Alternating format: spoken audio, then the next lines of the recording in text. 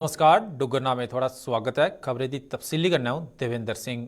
किश्तवाड़ के दक्षिण के डंगडूरू इलाके अज होए एक हादसे च जान गवाने वाले 7 लोगों के घरे वाले की मजदूर नियमें के तहत कंपनी पासिया करीब 20-20 लाख रुपए का मुआवजा दिता जाग।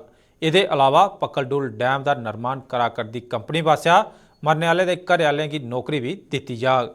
किश्तवाड़ के DC देवांश यादव होरें यह जानकारी दिंदे हुए गलाया कि फिलहाल मरने वाले के घरे वाले की रैड क्रॉस पासिया किश मदद की गई है। उत्थे गए उपराज्यपाल मनोज सिन्हा होरें भी इस हादसे पर दुख जताया तो जेड़े जख्मी होए उनके तौले सेहतमंद होने की प्रार्थना की। दूई बखी सवाल चुकुआ करते हैं कि जेड़ियां गड्डियां पक्कलडुल डैम साइट पर मुलाजमें की आने ते उत्थुआं ले जाने लई लाइयां गईयां उनकी भी माली हालत खराब है। डेमोक्रेटिक प्रोग्रेसिव आज़ाद पार्टी के सदर गुलाम नबी आज़ाद होरें भी इस हादसे पर दुख जताते हुए ये डैम का काम करा करती कंपनी की जिम्मेदार दस्या है। दसदे चलचा जे इस हादसे 3 लोग जख्मी भी हो गए जिंदे चा एक की हालत मती गै खराब है तो उसकी GMC जम्मू भेजी दिता गया है।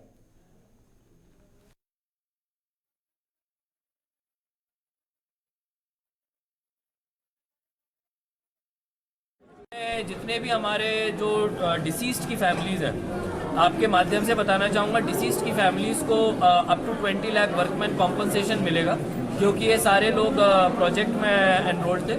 और इस वर्कमैन कॉम्पनसेशन के अलावा इनकी जो फैमिलीज़ हैं, इनको भी जो अभी हमारी कंपनी से बात हुई है, ये लोग जॉब प्रोवाइड करेंगे।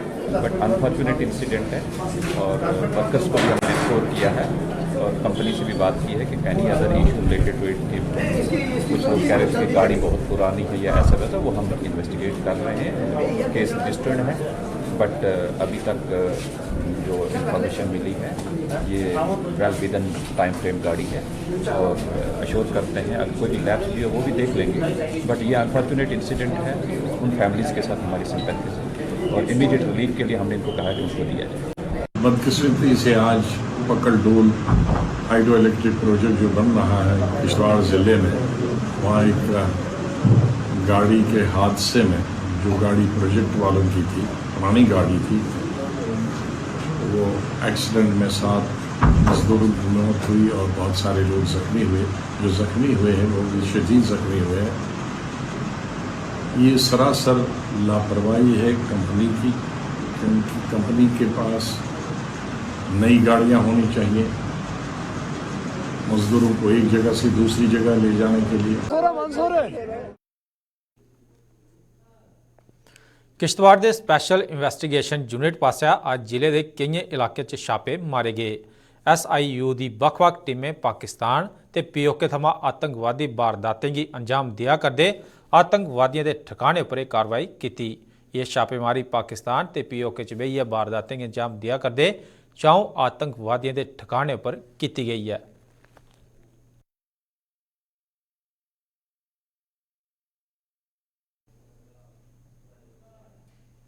प्राचीन श्री अमरनाथ यात्रा की शुरू होने की हूँ किश के दिन रह गए तो मतियारे लोग बाबा बर्फानी की यात्रा की कई रजिस्ट्रेशन भी करवाई चुके हैं। लेकिन इत्थै अस गल करगे शिव पुरोहित यानी जंगम के बारे च। वो भी यात्रा पर जाने की तैयारियां करा करते हैं। व जंगम के बारे च एक खास गल यह है जो कदे भी हत्थ च दान नहीं लैंदे। की नहीं लैंदे ये पर देखो खास रिपोर्ट साढ़े सहयोगी शमी दमीर हुंदी।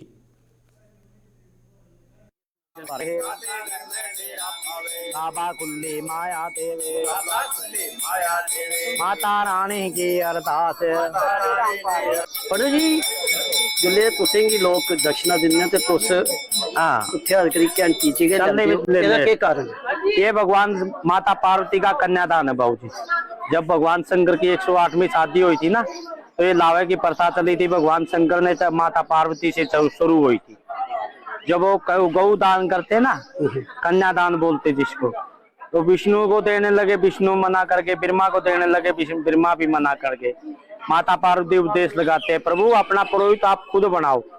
भगवान शंकर ने कैलाशों से कुशा मंगाई, कुशा से एक पुतला बनाया, उसमें जीवन दान दिया, 52 जांग से चीरा देके हमारे अनंत नाम जंगम डेरू को पैदा किया। वहां पे हथे च नहीं तुस लेंदे, हथे दी कोई पहचान लेंदे, ओदा मेन कारण फिर वो वहां पे हमारे जंगम बाबा पैदा किए, कहने लगे लो मेरे विवाह का दान। जंगम कहने लगा प्रभु हाथ में ले हाथ सड़े, पल्ले में ले पल्ला सड़े। तो भगवान शंकर क्या करते, पास में नंदीगण खड़े थे, उसके नंदीगण गड़े से में से खोल के ये टल्ली हमारे को देते हैं, ये टल्ली है ये हमारे को देते हैं। लहरे जंगम लहरी, 4 युगों तक शिव शिव रटना, मेरे भगत को मेरी कथा सुनाते रहना। ये जो ये शिव विवाह है ये तुम्हारे कंठ हो जाएगा। और उससे फिर उसके बाद फिर हम टल्ली के अंदर दान देते हैं भगवान का। ये है माता पार्वती का कन्यादान। शिव विवाह का भी दान होता है बाबूजी। भोले शंकर के पुरोहित भी होते हैं हम, जो 10 नाम सन्यासी महात्मा भी होता है ना, हम उनके पुरोहित होते हैं बाबूजी। शिव ने मान्या पुरोहित करके, विष्णु ने मान्या, शिव ने मान्या, ब्रह्मा ने मान्या, तभी हम शिव पुरोहित को आते हैं। जंगम बाबा जी आए रहते।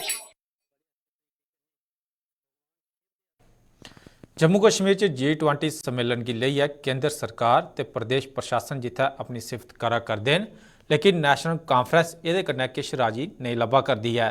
नेशनल कॉन्फ्रेंस ने G20 च शामिल किश देशों पासिया इस सम्मेलन का बहिष्कार करने का हवाला दिंदे हुए उन्हें देशों का समर्थन किया ते केंद्र सरकार की इन्हें देशों कन्नै गलबात करने की सलाह दी।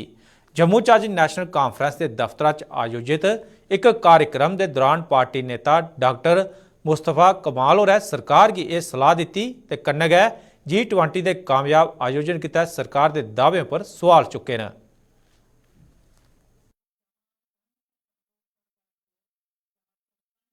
मरकजी सरकार क्या इस वक्त गूंगी है? वहाँ क्यों नहीं पूछती? क्या पूछेगी? वो तो सच कह रहे हैं। वो उसी अक़वाम मुत्तहिदा के मेंबर हैं जिस अक़वाम मुत्तहिदा ने करारदादें पास की हैं। अब हम कहेंगे तो कड़वा लगता है। तुर्की से बात करें, पाकिस्तान से बात करें, ये सब दुनिया जानती है सब गलत कर रहे हैं। मनमौजी जो मन में आता है कर लेते हैं, बड़े खुश हैं। जम्मू कश्मीर के लोगों को संविधान जो है उनसे छीन लिया गया है, उनसे हुकूमत छीन ली गई है, जो मर्जी करें। वो तो देखने में आया है, टीवी पे भी आप खुद देखते हैं कहाँ गए घूमने के लिए, कहाँ लोग इनसे मिल रहे हैं। टीवी तो झूठ नहीं बोलेगा ना। गुलमर्ग जाना था इन्होंने, वो कैंसिल कर दिया। दाची गांव बिल्कुल बगल में है श्रीनगर से 16 किलोमीटर दूर, वहाँ नहीं जा पाए ये।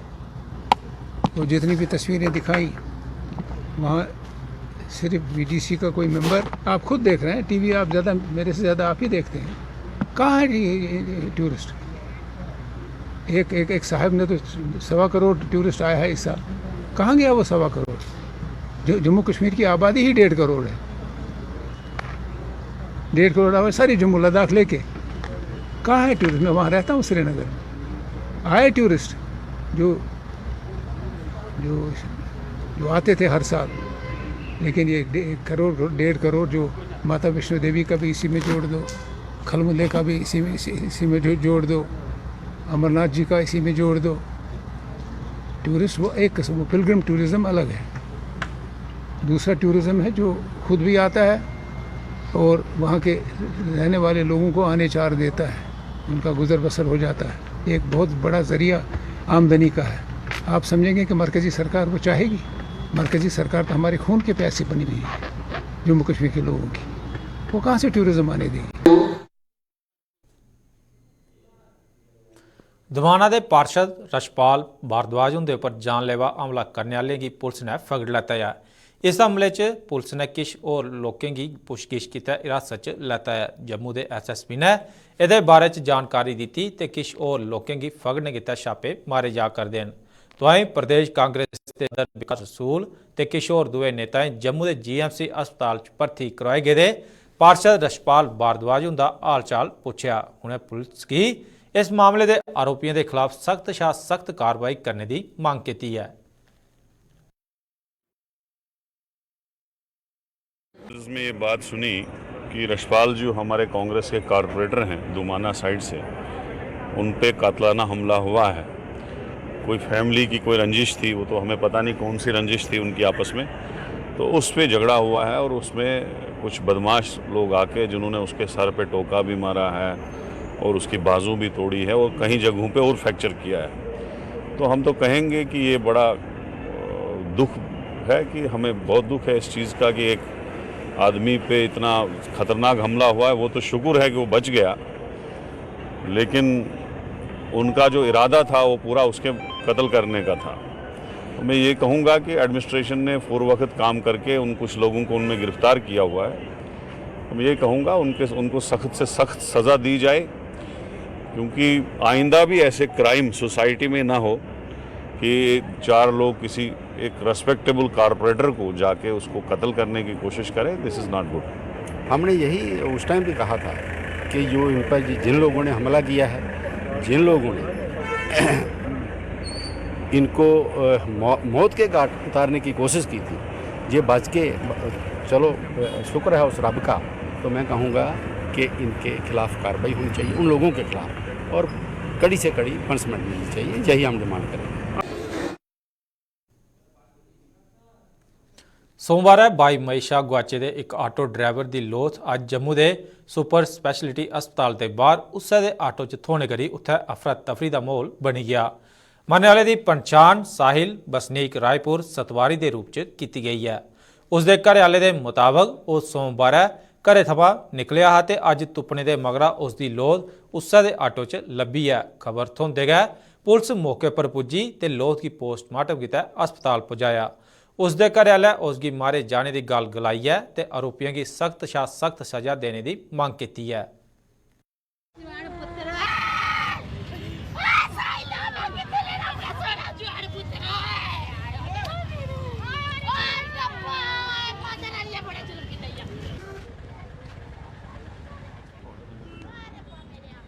पता नहीं कि 2 दिन से घर नहीं आया था। अभी आज मेरे को बस स्टैंड वाले लड़के ने बताया कि आपका उधर लड़का, मैंने फ़ोटो दिखाई उसको तो बोलता उधर पड़ा हुआ, सुपर स्पेशलिस्ट उधर पड़ा हुआ है, ऑटो में सोया हुआ है। उसने मेरे को ये बताया सोया हुआ है। जब मैंने आकर देखा तो ये तो डेड था। पता नहीं, ये कुछ नहीं कह सकते, जितनी देर पोस्टमार्टम नहीं होता इतनी देर कुछ नहीं कह सकते। क्या कह सकते पता नहीं, ये चीज़ पता नहीं। अब क्या अभी क्या कह सकते हो, मैं कुछ नहीं कह सकता।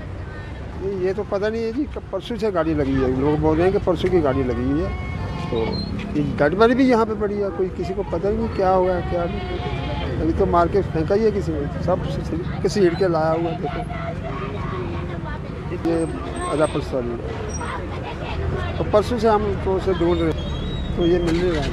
आज किसी ने फ़ोन किया, अब मैंने क्या किया, हम आए।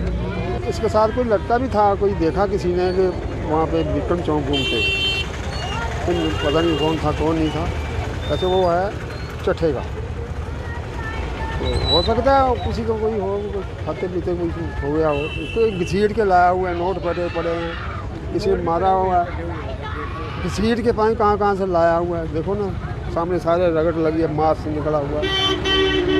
कि जिन्हें भी कोई गलत काम किया है उसी सख्त सज़ा मिलनी चाहिए। कल की कहीं और गरीब बच्चे नाल कोई ऐसी चीज़ नहीं होनी चाहिए। दिहाड़ी लाई खाने वाले बंदे ने सर हाथ देखो इं मारे दा, बाहर देखो सर कि सीढ़ी मारे दा। सर ये रहा अपना बरजाला, रेपस वाली बरजाला, 18-19 साल की हुई, 20 साल बाद हो सर।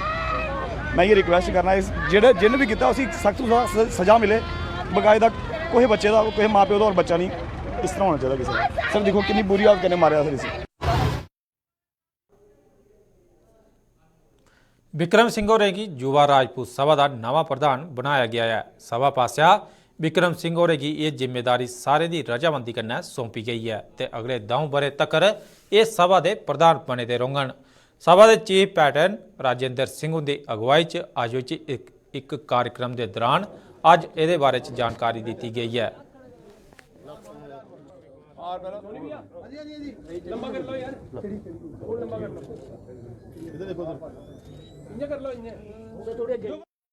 मेरे साथियों, जिन्हें तुसें सारें पता है कि युवा राजपूत सभा का जो प्रधान है 2 साल बाद चेंज करने, और अपनी पूरी उम्मीद होंगी है कि कोर कमेटी की वो पूरा वो पर उतरे।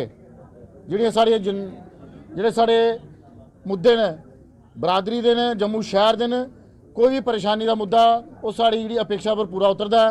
अस कोशिश करने उन्हें पूरा चलाने की। अज वो दिन आई आ, साढ़े विक्रम सिंह उर्फ बिक्की नवे प्रधान ਜਿਹੜੇ बनने जा रहे हैं, अस उसकी घोषणा करा रहे हैं। और उस बड़ा सारा पुराना साथी है, बड़िया रही चर्चा रही, बड़े सारे ना है, असेंगी उनकी वेरीफाई करते टाइम लग्या। और वो जो एक 15-20 दिन फालतू लगे ने, अस जियां आखा रहे महीने के अंदर करना, वो महीने का जगह 100 महीना हो गया। तो चर्चे के उपर विराम लगाते हुए नवा जो प्रधान है अस तुहाडे सामने लिया रहे हैं। डेमोक्रेटिक प्रोग्रेसिव आज़ाद पार्टी के अखनूर 28 जून की एक कार्यक्रम का आयोजन किया जा करता है, जिहदी पार्टी सदर लोकें कन्नै गलबात करङन। गुलाम नबी उनके अखनूर दौरे की देखते हुए पार्टी नेताएं ते कारकुनें अपनी तैयारियां तेज कर दित्तियां। पार्टी के नेता रतन लाल होरें अज एक प्रैस कॉन्फ्रेंस के दौरान ये जानकारी दी ते लोकें की ज़्यादा शा ज़्यादा तादाद च अखनूर पुज्जने की गुहार लाई है।